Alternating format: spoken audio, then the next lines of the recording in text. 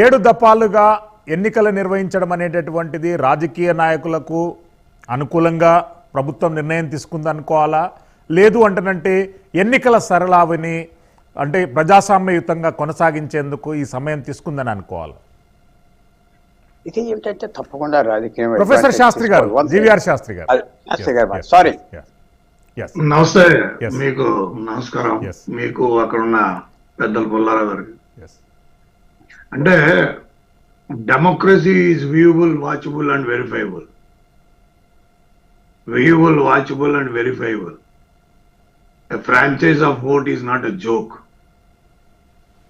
I agree with Pullarao garu that election reforms are not being established in this country. మన భారతదేశంలో establish చేసుకోలేకపోయింది. Electoral reforms జరగవలసిన రీతిలో జరగలేదు. మీరు ఏ రోజైతే ఏ సమయంలో అయితే ఎలక్షన్ ఓట్ ఫ్రాంచైజింగ్ కంప్లీట్ అయిపోతుందో అదే రాత్రి మీరు ఓట్ కౌంట్ చేసేయడం మొదలుపెట్టేయాలి. అసలు ఇన్ని రోజులు గ్యాప్ ఇవ్వడం కూడా కరెక్ట్ కాదు. అది ఓటింగ్ సరళిలోకి రాదు. ఓటింగ్ సరళి అనేది ఒక డిఫైన్డ్ ప్రాసెస్. డిఫైన్డ్ ప్రాసెస్ కి మీకు సమయం అనుకూలంగా ప్రోగ్రాలు మార్చుకోవడానికి ఉండదు.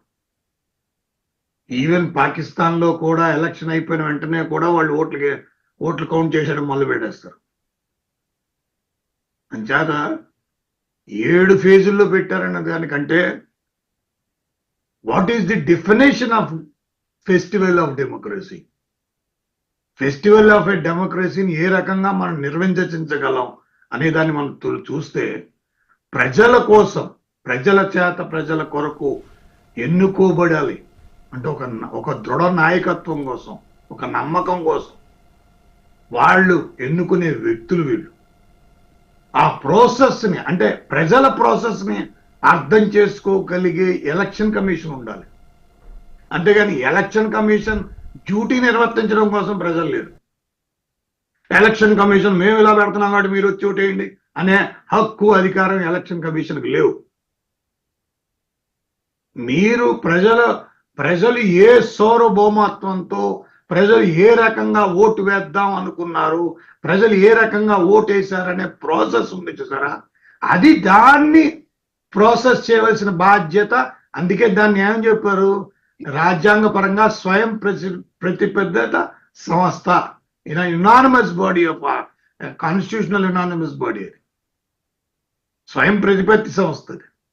అది గవర్నమెంట్కి సంబంధించింది కాదు, గవర్నమెంట్ ఆఫ్ ఇండియాకి సంబంధించింది కాదు. అది ఏ గవర్నమెంట్ కి రెస్పాన్సిబిలిటీ లేదు. Even I agree with the supreme court, honourable supreme court,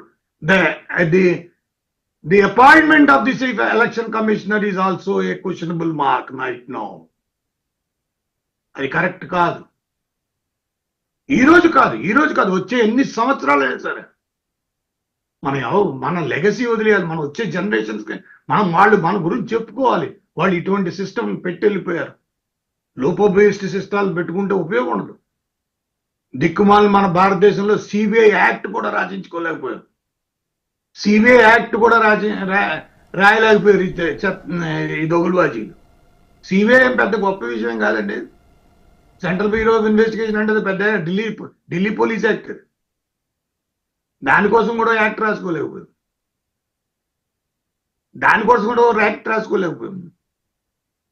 గట్టిగా మాట్లాడితే అస్సాంలో గౌహతి హైకోర్టు సిబిఐని స్టే చేసి పారేసింది. సిబిఐ యాక్ట్ ని స్టే చేసి పారేసింది. తర్వాత వాళ్ళు పరుగున సుప్రీంకోర్టులో వచ్చి ఆ స్టే వేకేట్ చేయించుకున్నారు. 24 గంటల పాటు సిబిఐ సంస్థ లేకుండా పోయింది. అంటే ఏంటంటే వ్యూయబుల్, వాచబుల్, వెరిఫైబుల్. ప్రజల యొక్క వాళ్ళ యొక్క మనస్తత్వాన్ని అర్థం చేసుకుని, ప్రజల యొక్క ఆకాంక్షను అర్థం చేసుకుని, ప్రజలు ఏం కోరుకుంటున్నారు, ప్రజలు ఏ రకమైన కాంతిని చూడాలనుకుంటున్నారు అనేది చెప్పలేని పరిస్థితి మనకు కాదు. అది చాలా విపరీతమైన ధోరణి అయిపోతుంది. ఇన్ని ఫేజుల్లో ఎలక్షన్ కమిషన్ ఫేజుల్లో ఎలక్షన్ నిర్వహించచ్చా అంటే అది వాళ్ళ హక్కుతో మాత్రం కాదు. ఎలక్షన్ కమిషన్ కి అటువంటి హక్కులు ఉండవు. Election commission is a process of constitution. They are part of facilitating the constitutional duty. It is a duty to be performed under the constitution. Yes. అంతేగాని వాళ్ళేదో స్వతగా రాసుకున్నారు 7 పేజీల 9 పేజీల 11 పేజీల 3 పేజీల ఏమి లేదు. మీరు ఫోర్సెస్ మూవ్ చేసేయాలి, ఇక్కడి నుంచి అక్కడికి వెళ్ళిపోవాలి. భౌగోళికంగా ఎలా ఉంది? భౌగోళికంగా ఇండియా ఎలాగా ఉంటుంది? ఇప్పుడు ఏమైనా మీరు ఏమైనా కొత్తగా వచ్చానా ఏమైనా రచించిస్తున్నారా అండి? భౌగోళికంగా ఎలాగే ఉంటుంది, భౌగోళికంగా ఎలాగే ఉండాలి, ఇలాగే ఉంటుంది. 1000 సంవత్సరాలైన ఇండియా అలాగే ఉంటుంది. కానీ ఎలక్షన్ కమిషన్ అలా ఉంటుందని గ్యారంటీ లేదు. ఎలక్షన్ కమిషన్ అలా ఉంటుందని గ్యారంటీ. Reforms are necessary. అదే పుల్లారావు గారు చెప్పింది. ఇప్పుడు మనం ఏంటంటే ఆ రిఫార్మ్స్ మనం సంస్థాగత రిఫార్మ్స్ అనేది ఎప్పుడు జరిగి తీరాలి. అది కంటిన్యూటీ ప్రాసెస్. అంటే అది జరుగుతూనే ఉండాలి, అది జరుగుతూనే ఉండాలి. అంటే తప్పితే మేము ఎలా చేస్తాం అంటే కాదు. ఇప్పుడు ఆయన పెద్ద ఆయన ఉన్న చిన్న మాట నీ చెప్తేసుకొని ఏమన్నాడు, నేను కూడా ఎయిర్పోర్ట్లో వెళ్తూ ఉంటానండి, నాకు చాలా ఇబ్బంది అయిపోతూ ఉంటుంది. అంటే ఆ ఇబ్బంది అంటే ప్రజాస్వామ్య వేడుకలో ఒక సీనియర్ సిటిజన్ కి ఇబ్బంది వేడుకలో కాదది, అది వేడుకగా రాదది. మీరు సూది మోపిన ట్యాక్స్ వేసేటప్పుడు మన కౌటిల్యుడు ఏం చెప్పాడు అర్థశాస్త్రంలో, అది సూది కూర్చున్నట్టు కూడా ఉండకూడదు. అలాగే ఎలక్షన్ ప్రాసెస్ ఎలా ఉండాలంటే చాలా free fair and peaceful process. Free fair peaceful and successful process is called democracy of festival. అది కదా కావాల్సింది. మీరు దానికి కూడా ఆలోచించిన మీకు తెలిసిన జ్ఞానంతో చెప్పేద్దామంటే అది కాదు. నేను కూడా ఒప్పుకోను ఇది. The process of election is not belongs to election purely on election commission. Election commission is an obligation and constitutional duty, free, fair, peaceful and successful election. Yes Shastri గారు మళ్ళీ వస్తానండి. అది బేసిస్ ఎవరిది? ప్రజలది.